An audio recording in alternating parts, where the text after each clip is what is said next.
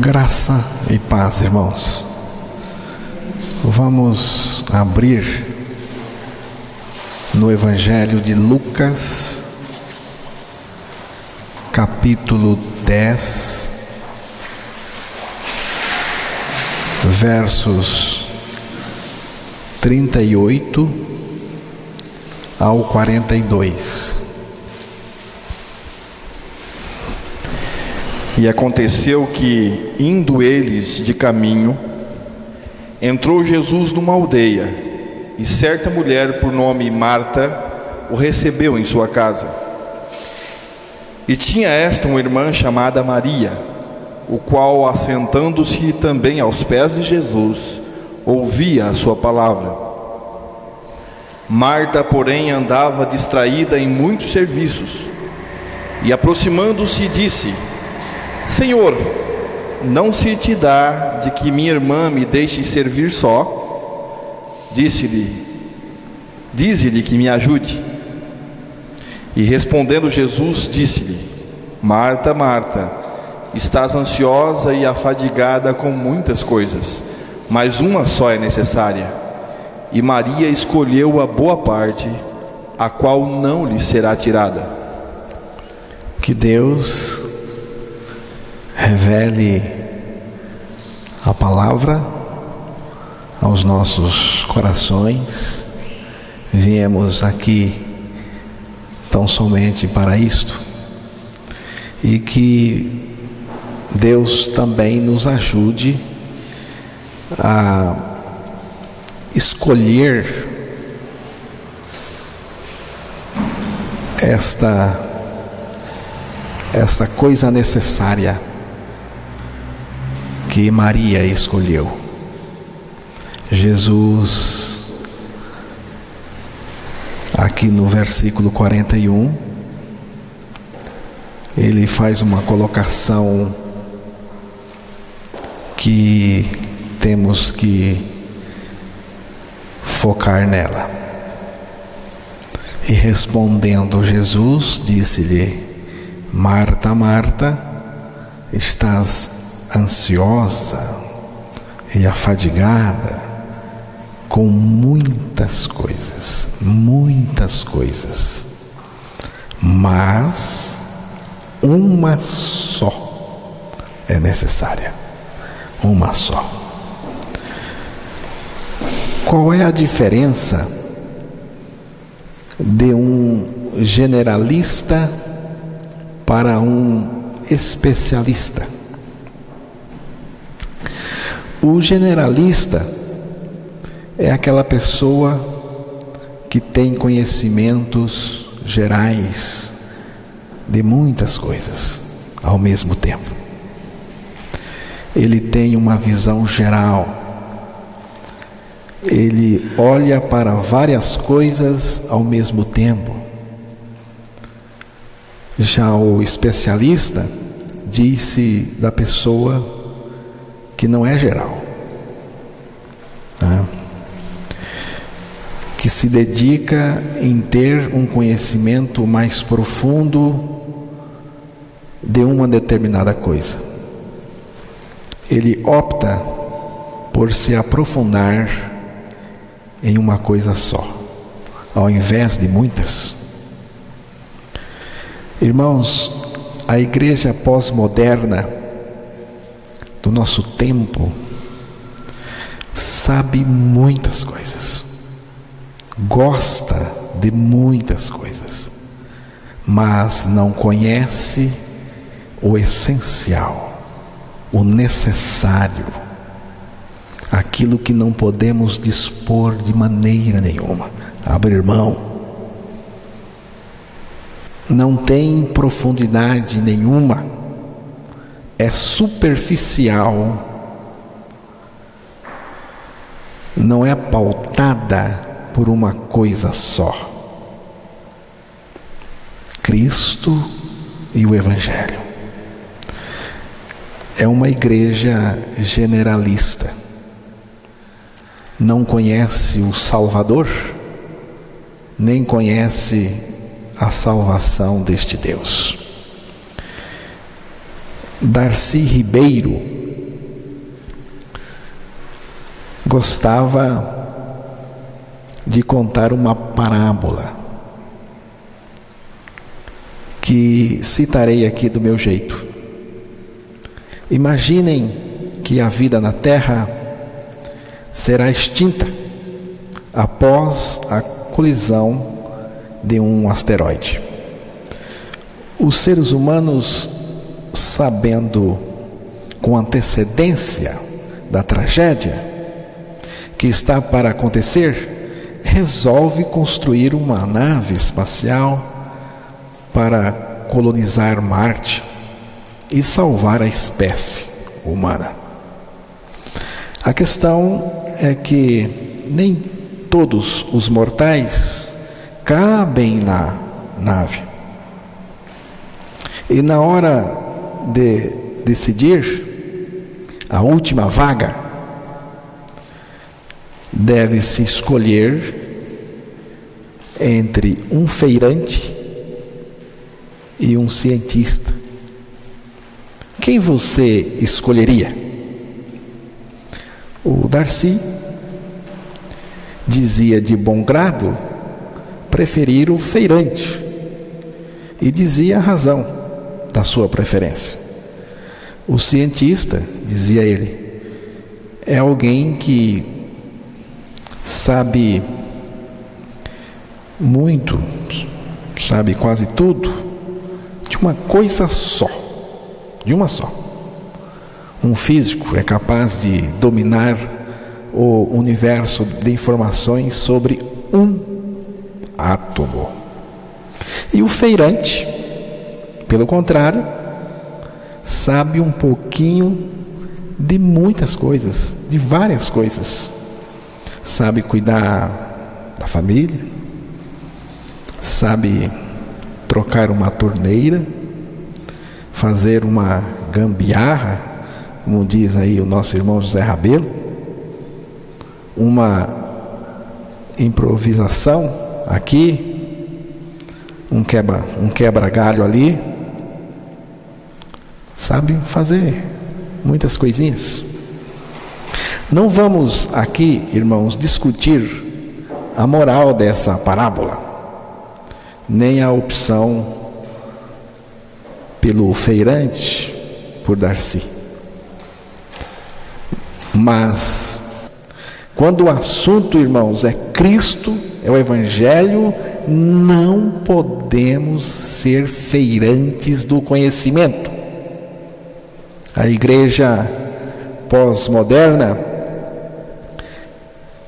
prega de tudo, irmãos, prega de tudo um pouquinho, mas não conhece o Evangelho. Ela gosta de generalidades, mas não gosta da singularidade do Evangelho de Cristo. Precisamos focar toda a nossa atenção para a suficiência singular de Cristo e dele depender totalmente. Existe um conhecimento, irmãos, um conhecimento específico no campo espiritual que nós precisamos conhecer impreterivelmente. As Escrituras são abrangentes. Alguém já disse isso, e é mesmo.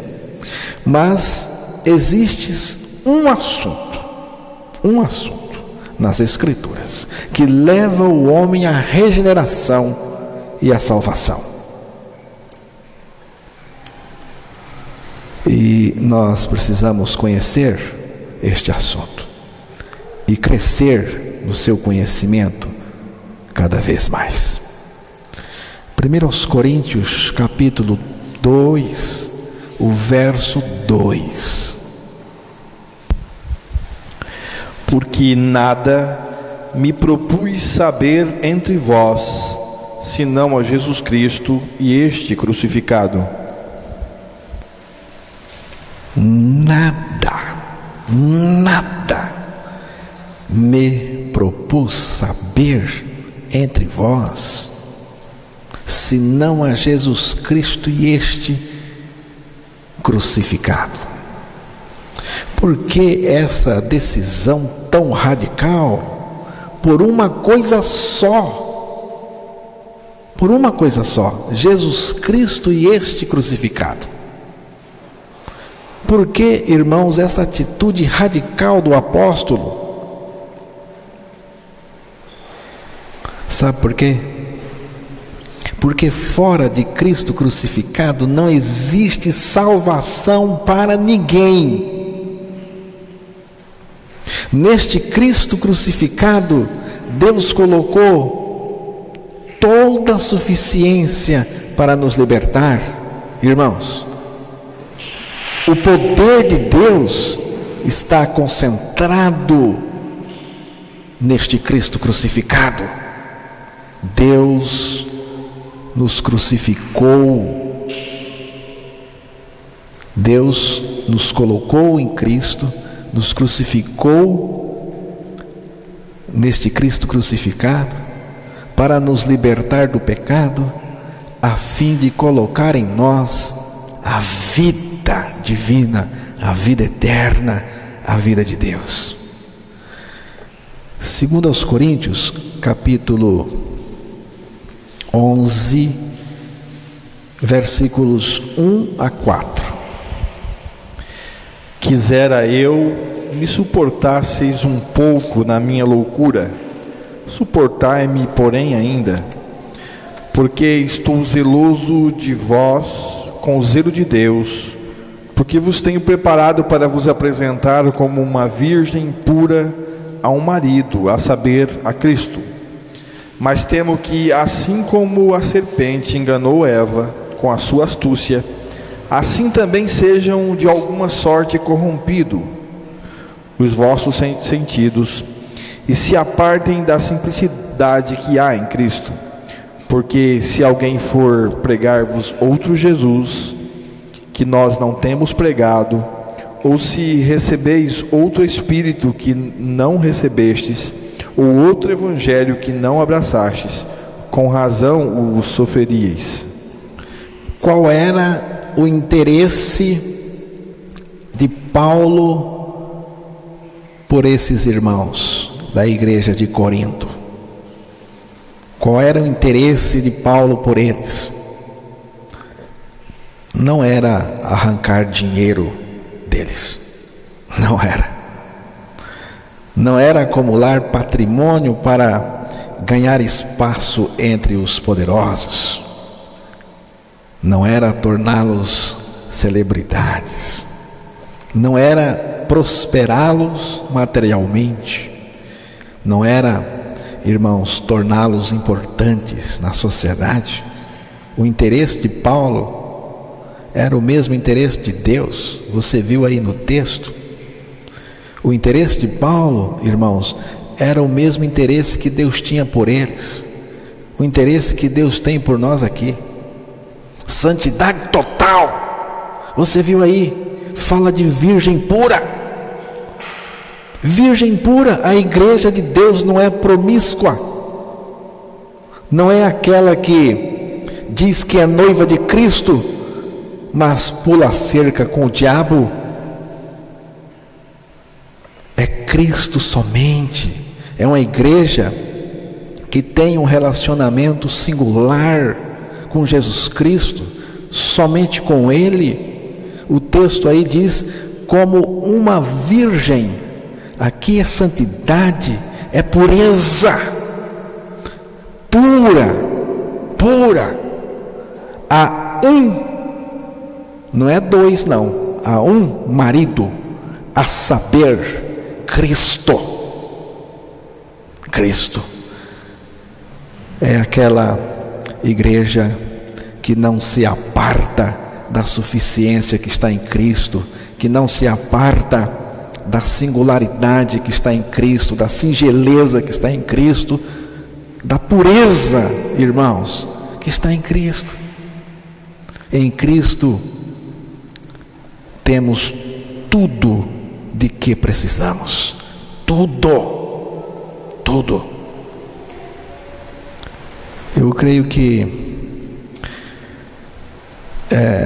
Paulo colocou aí pelo menos 3 coisas: santidade total, devoção total e concentração total a Cristo e ao Evangelho. Irmãos, Paulo estava sendo considerado por alguns um demente. Você viu aí no verso 1 que ele diz isso. Ele estava sendo considerado por alguns um demente. Mas você e eu, você nunca poderá ser feliz na sua vida se não ganhar a revelação maravilhosa dessa loucura. Que loucura é esta? Cristo crucificado e nós crucificados com Ele. Cristo ressuscitado e nós ressuscitados com Ele. E Ele em nós, porque a essência, a soma de tudo isto é Cristo em nós, Ele em nós, a vida de Jesus em nós. É acerca dessa bendita e maravilhosa verdade, irmãos, que Paulo pede: suportai-me, pois. O que é isto? É o desejo que Paulo expressa.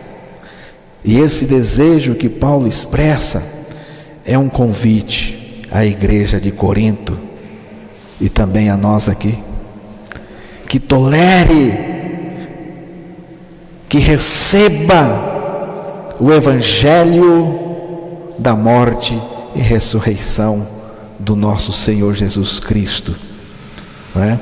E da nossa morte e ressurreição juntamente com Ele. Irmãos, Satanás procura arrastar as pessoas para longe, bem longe dessa verdade. Muita gente diz, eu creio em Jesus. Mas qual Jesus? Qual Jesus? Existem vários Jesuses e vários evangelhos no nosso meio. A pergunta importantíssima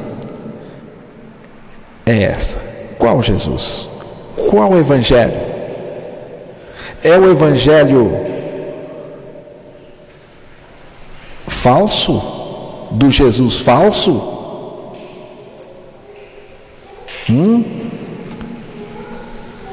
É o outro evangelho?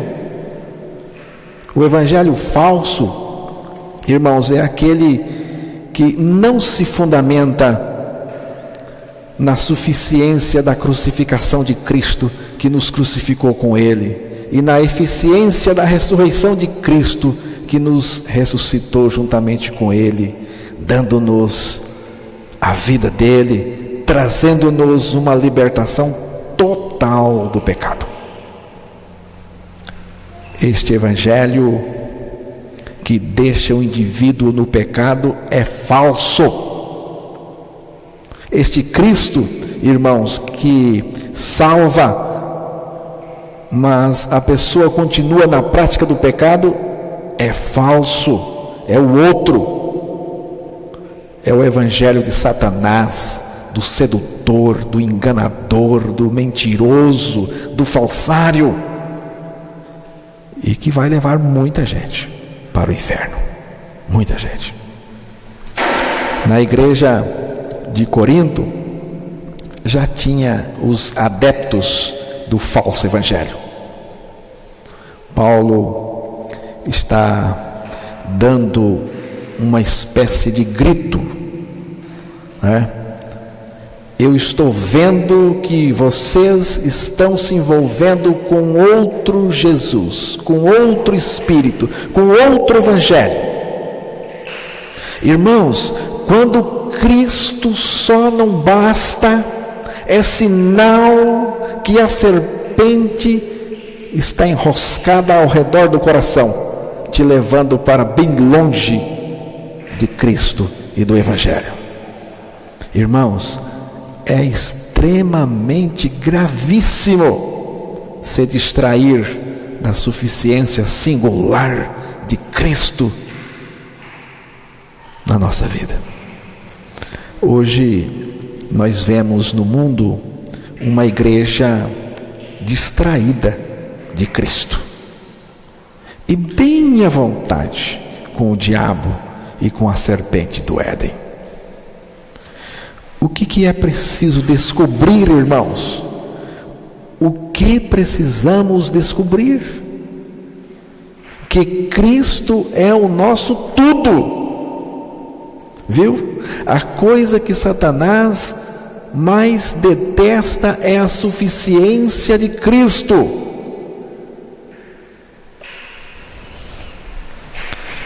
Eu sei que Satanás, irmãos, ele está muito bronqueado com esta igreja, com este grupo aqui.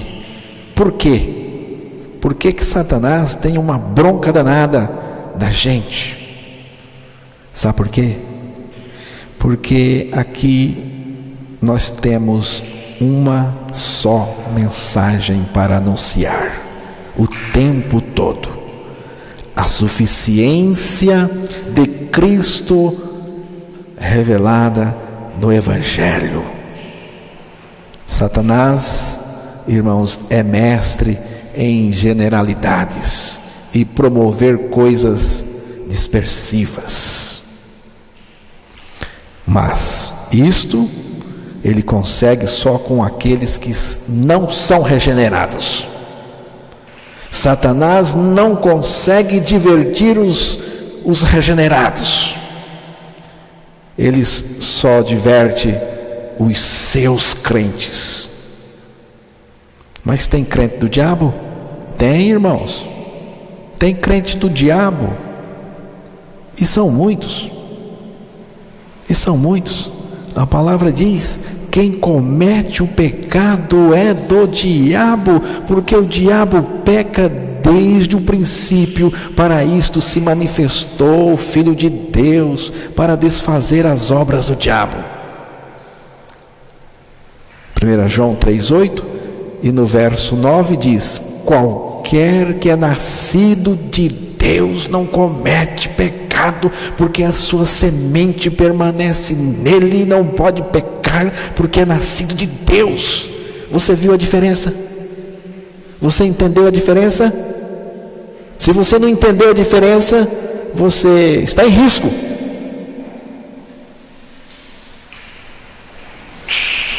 Satanás envolve as pessoas com muitas coisas, e elas perdem a coisa única e principal e essencial. As pessoas envolvidas com várias coisas não têm um foco único, irmãos. Não têm um foco único e passam a ter dificuldades de se concentrar numa coisa só. Essa é uma característica da igreja pós-moderna. No texto que foi lido no início, de Lucas 10, você pode voltar lá para Lucas 10. Eu vou ler aqui, Lucas 10, verso 38. E aconteceu que, indo eles, Jesus e os discípulos, de caminho, entrou Jesus numa aldeia, e certa mulher, por nome Marta, o recebeu em sua casa. E tinha esta uma irmã chamada Maria. Preste atenção aqui, irmãos, nesta mulher chamada Maria, a qual, assentando-se também aos pés de Jesus, ouvia a sua palavra. Veja bem que coisa interessante. Ouvia a sua palavra, sentada aos pés do Senhor, ouvia a sua palavra. Marta, porém, estava distraída em muitos serviços, muitas coisas, e aproximando-se disse: Senhor, não se te dá de que minha irmã me deixe servir só? Dize-lhe que me ajude. Você viu? Ela está aqui dando ordens a Jesus. E respondendo Jesus, disse-lhe: Marta, Marta, estás ansiosa e afadigada com muitas coisas. Veja bem, muitas coisas, mas uma só é necessária. E Maria escolheu a boa parte, a qual não lhe será tirada.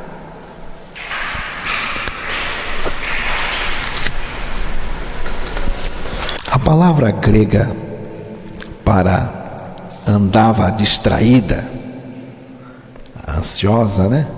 Andava distraída, significa puxada em diferentes direções. Você vê que situação terrível. Não tem foco nenhum. Ela não tinha direção espiritual nenhuma. O que ela precisava era de Cristo. O que ela precisava era ouvir o Evangelho, era ouvir a palavra de Cristo.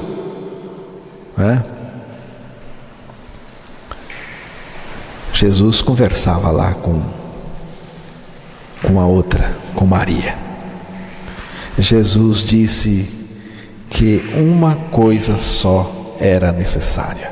Uma coisa só. E isso é o que estamos chamando de foco, irmãos. Foco, focado em Jesus e no Evangelho. Irmãos, a igreja crucificada e ressuscitada com Cristo é focada em uma coisa só. Viu? Você já vai descobrir a sua experiência. A igreja crucificada com Cristo, a igreja ressuscitada com Cristo, ela tem um foco só, ela tem uma coisa só, ela busca uma coisa só.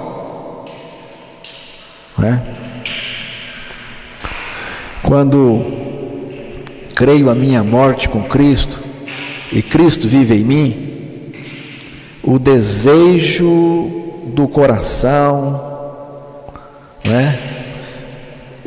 irmãos, quando eu creio em Cristo, quando você crê em Cristo, e você crê que morreu com Cristo, que você restou com Cristo, e que Jesus é a sua vida, o desejo do seu coração, o foco do seu coração, o desejo e o foco dos seus olhos, é para Ele, e nada mais, e nada poderá tirar isso da gente.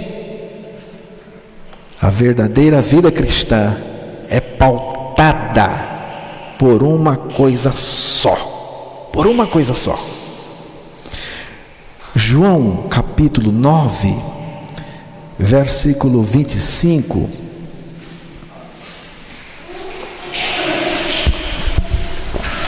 Respondeu ele, pois, e disse: Se é pecador, não sei. Uma coisa sei, é que, havendo eu sido cego, agora vejo.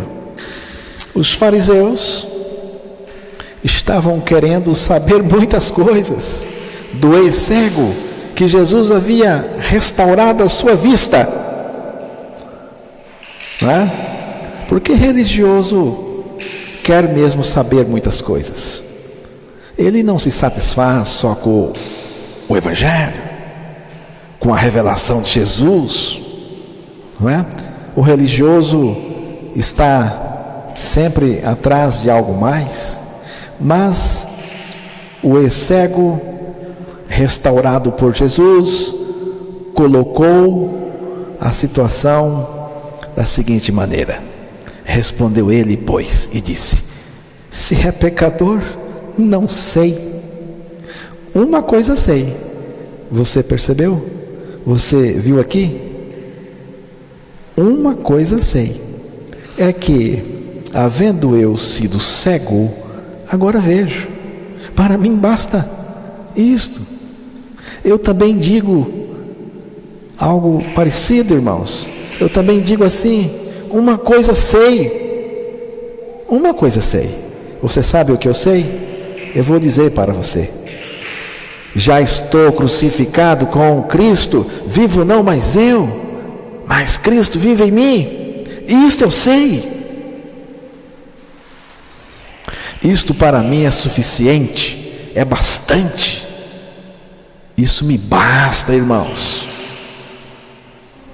É o meu ponto de partida, é a minha condição para continuar, e é a causa da minha chegada.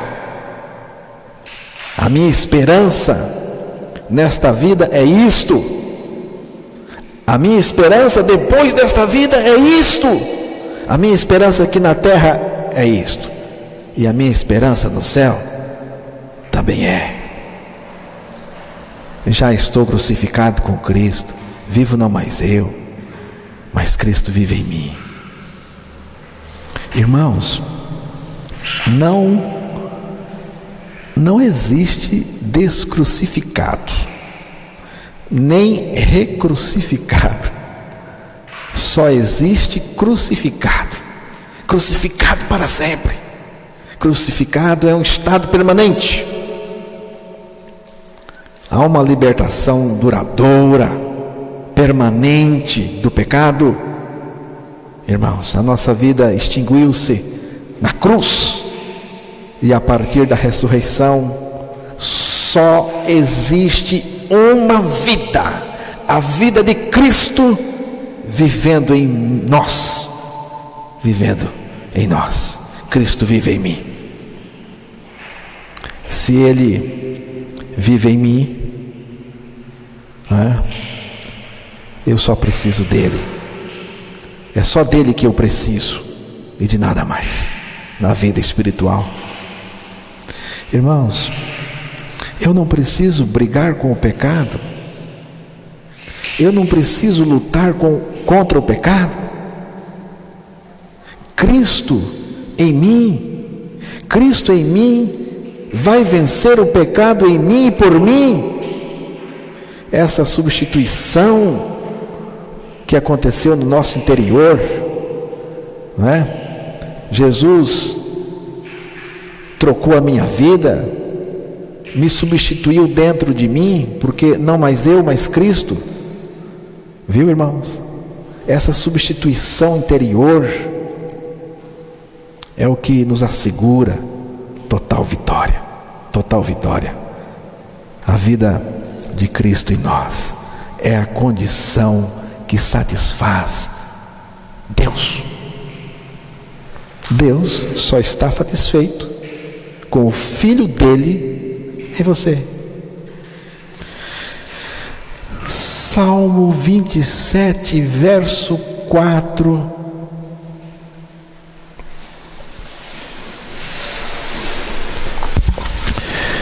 Uma coisa pedi ao Senhor e a buscarei, que possa morar na casa do Senhor todos os dias da minha vida, para contemplar a formosura do Senhor e inquirir no seu templo.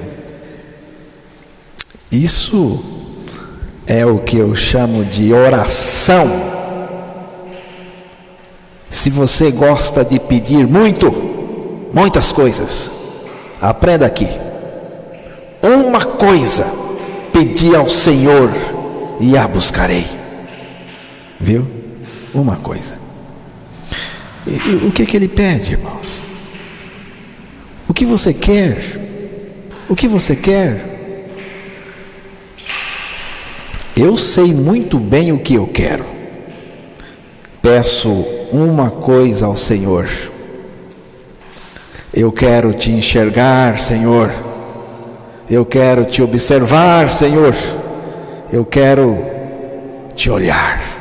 Eu quero olhar para ti e ficar maravilhado com a tua pessoa fantástica e receber de ti o teu ensino, receber a tua palavra, a tua revelação. É isso que o texto está dizendo. O que a Igreja de Cristo quer? Ela quer ficar com Cristo.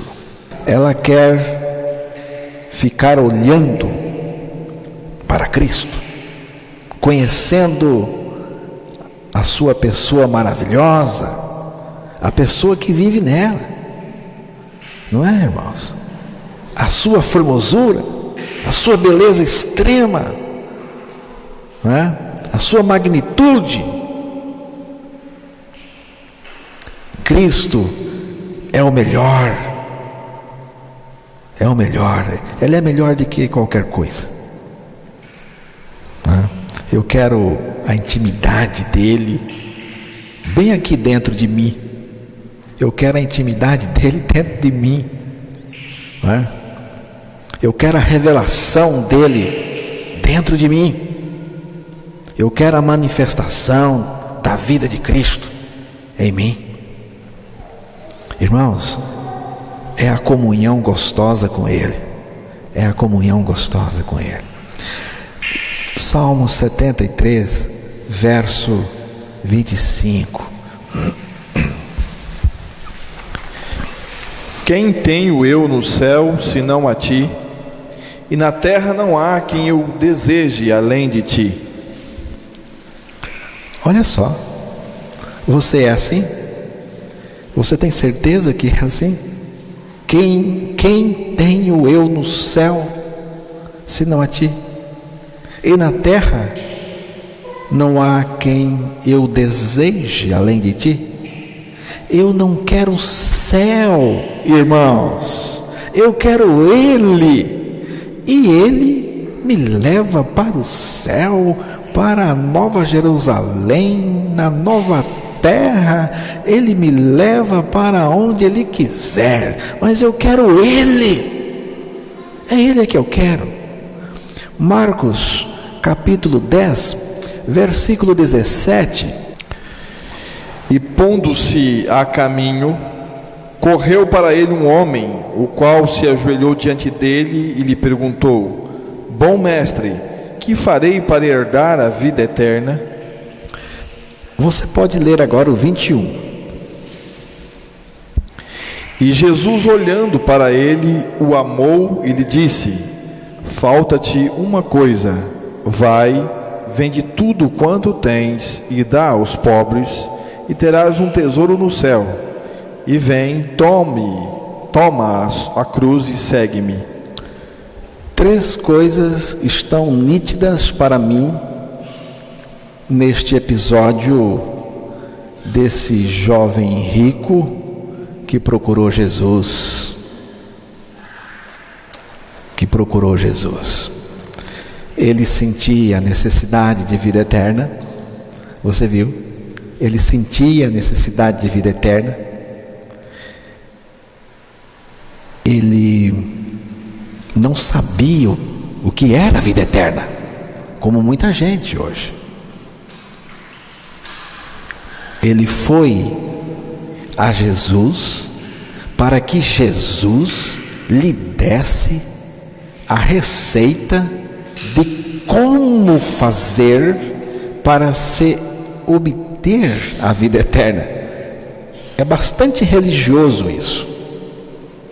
Jesus não deu receita nenhuma para ele, mas lhe disse: vem comigo, morra comigo na cruz e terá a vida. Você pode repetir o versículo 21, 21. E Jesus, olhando para ele, o amou e lhe disse: falta-te uma coisa. Vai, vende tudo quanto tens e dá aos pobres, e terás um tesouro no céu. E vem, toma a cruz e segue-me. Falta-te uma coisa. Que coisa é essa? Eu entendo, irmãos, que essa coisa que lhe faltava é esse convite de Jesus aqui, quando diz: vem, toma a cruz e segue-me. Jesus não lhe deu receita de como obter a vida eterna, não, mas Jesus lhe disse: vem comigo, rapaz, vem comigo, moço, morra comigo na cruz, porque tomar a cruz é isso, e você terá a vida. Você só pode ter a minha vida se você morrer, se você perder a sua vida. Não basta perder só a riqueza, eu quero mesmo que você tem que perder a vida, não é? Eu vou ser a sua vida eterna. Vem comigo, porque eu vou ser a sua vida eterna. Eu vou ser o seu tesouro inestimável. Vem comigo, e eu vou ser o tudo que você precisa, rapaz. Você precisa de uma coisa só. Você precisa de mim. Ou você está achando que era de quê que ele precisava? É eu próprio. Jesus está dizendo: você precisa de mim. Sabe o que aconteceu? Quando Jesus disse para ele: você tem que morrer. Você tem que morrer. Você tem que me seguir. Eu vou identificar você comigo lá na cruz. Eu vou integrar você no meu sacrifício. Eu vou fazer você morrer. Eu vou ressuscitar. Eu vou te dar vida. Essa vida é eu mesmo e você. Sabe o que aconteceu? Verso 22. Mas ele, pesaroso desta palavra, retirou-se triste, porque possuía muitas propriedades. Pesaroso, retirou-se triste. Em uma outra ocasião, Jesus disse para um grupo de religiosos, disse assim: examinais as Escrituras, cuidais por ter nela a vida eterna, e são elas que de mim testificam. Contudo, não quereis vir a mim para terdes vida. Irmãos, eu acho que foi o que aconteceu com o tal moço aqui.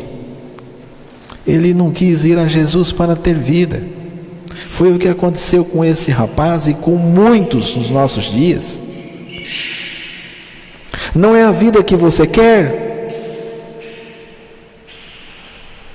mas ele não queria morrer para obter a vida. Irmãos, a impressão que eu tenho desse moço foi que ele se decepcionou quando Jesus disse para ele que ele precisava de Jesus. Entende? Quando Jesus disse: o que você precisa sou eu, ele se decepcionou. Ele se decepcionou. Eu sou o seu tesouro celestial. Viu, irmãos? A situação hoje é a mesma. Querem de tudo, menos Cristo crucificado, e nós crucificados com Cristo. A causa, eu acho, da tristeza desse rapaz foi a sua decepção com Cristo. Mas só Cristo. Você só tem Cristo para oferecer? Só. Então ele se decepcionou, porque ele queria algo mais, porque Cristo só não basta.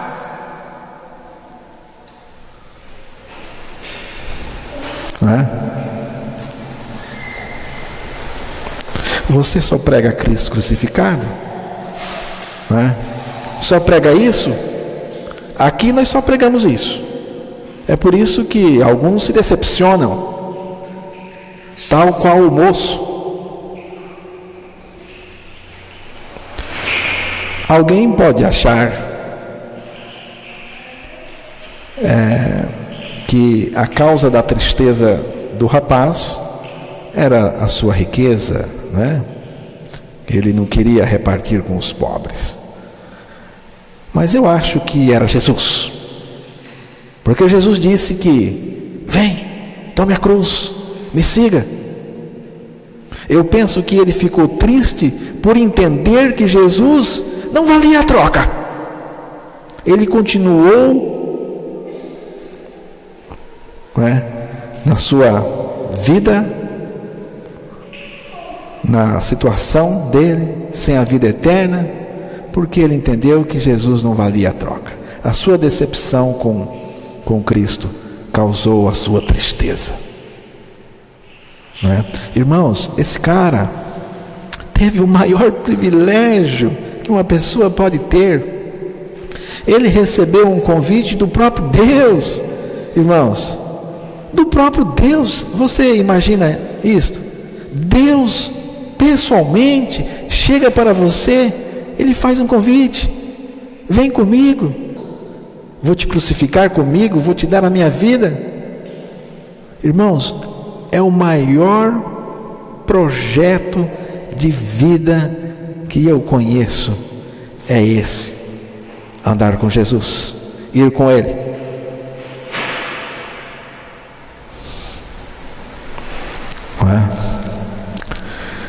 Ele não conseguiu ver em Jesus a riqueza inestimável, a riqueza eterna.